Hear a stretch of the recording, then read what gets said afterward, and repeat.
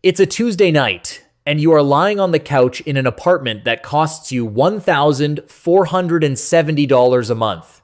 You are staring at your phone, doing the math, and the math simply does not work. You make $54,000 a year, you have a credit score of 694, exactly $11,200 in savings, and a student loan payment that hits your account every month like a clock. You check Zillow the way other people check Instagram, checking it like a wound just to see if it has gotten worse. The house your parents bought back in 2001 for $148,000 is now sitting at $390,000.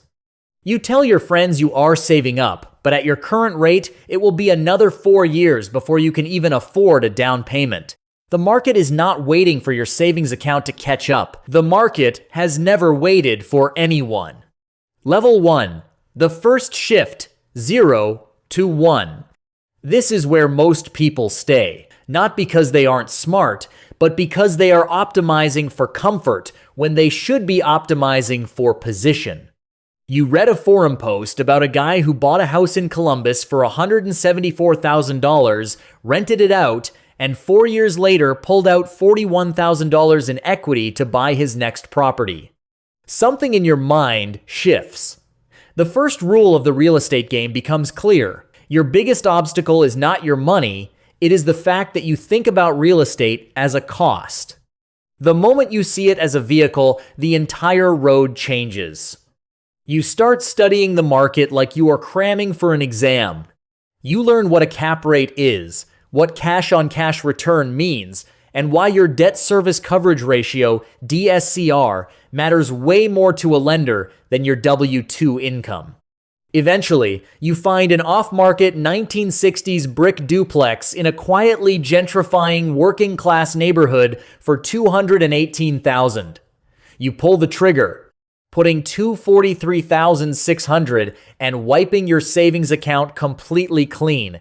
Your investment mortgage rate is 7.1%, taking your monthly payment to $1,174. Between the two rented units bringing in $2,100, you set aside reserves and end up clearing exactly $486 a month. It is not life-changing money, but you realize two strangers you have never met are now building your net worth, one payment at a time. Level 2. The repositioning. 18 months later, the neighborhood has evolved. A coffee shop, a CrossFit gym, and a brewery open up nearby, and the duplex is now worth $261,000. You suddenly have $46,000 in equity, and your net worth has climbed from $0 to $68,000. You learn the second rule. The house someone else pays for is the only house that makes you richer while you sleep. Everything else you own is just furniture. You do a cash-out refinance on the duplex, pulling out $28,000. Increasing your monthly debt by $188 makes your stomach turn. But you understand that you are not spending the equity. You are repositioning it.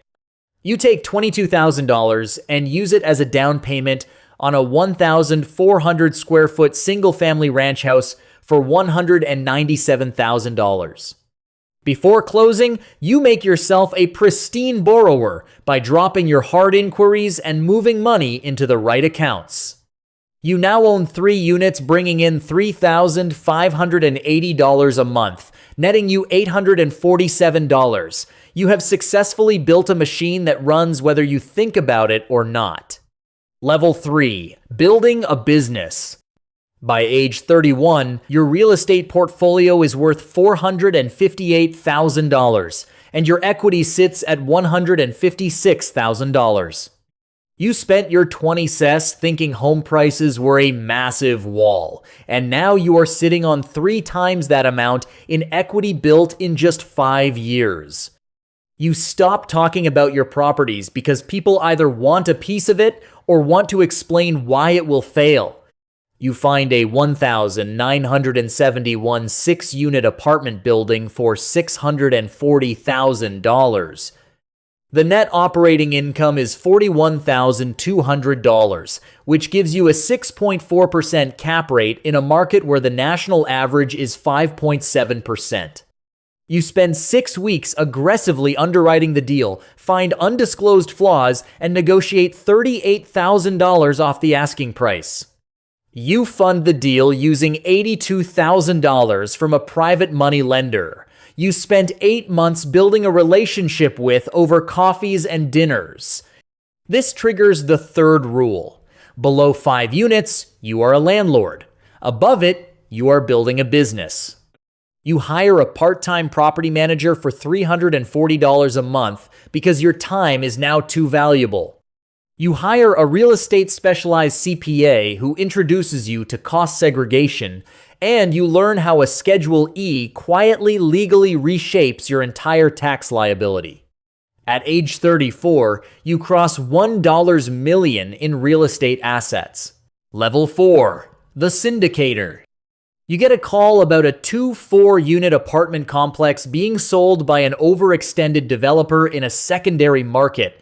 The asking price is $2.8 million with a 5.9% cap rate. You can't tackle this alone, so you pay an attorney $4,000 to legally structure your first syndication. You raise $680,000 from 3 silent investors in your network who have capital but no time, and who trust you because of your track record. You close the deal as the general partner.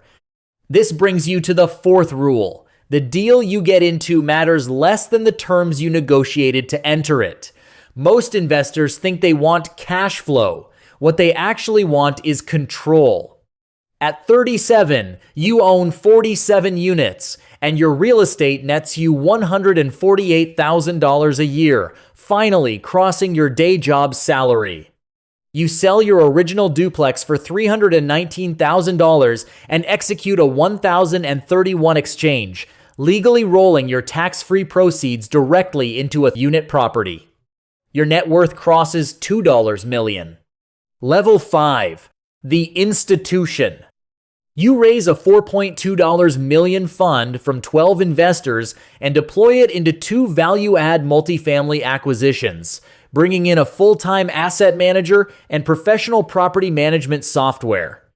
At this altitude, the fifth rule applies. At $10 million in real estate holdings, your reputation becomes a financial instrument. Brokers start bringing you off-market deals before anyone else sees them, and sellers accept your offers over higher bids because they know for a fact that you will close. By age 43, your portfolio holds 218 units. Your total asset value is $31 million, and your net worth hits $14.1 million. You stop caring about the monetary number. You are now obsessed with the structure, the velocity, and how capital compounds.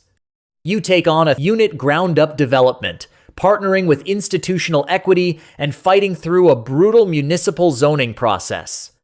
You eventually exit a 7-2-unit property, dropping $7.4 million into a Delaware statutory trust, preferred equity, and cash-flowing mobile home communities.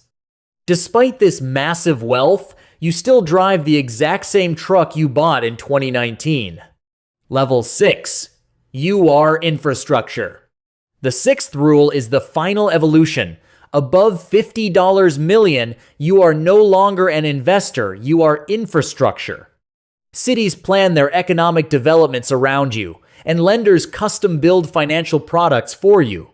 You are 51 years old, owning 700 units across 9 markets. You have an $87 million real estate empire and a net worth of $52 million. You have an in-house CFO, acquisitions, directors, and you sit in boardrooms with people who collectively control billions of dollars. But you never forget where you started. You mentor a 27-year-old who reminds you of yourself. You do not feed them motivational quotes. You give them the math. You show them the exact spreadsheet from that first duplex, the 7.1% rate, and that first $486 monthly profit. You tell them that the market rewards the person who obsessively studies one market until they know it in the dark.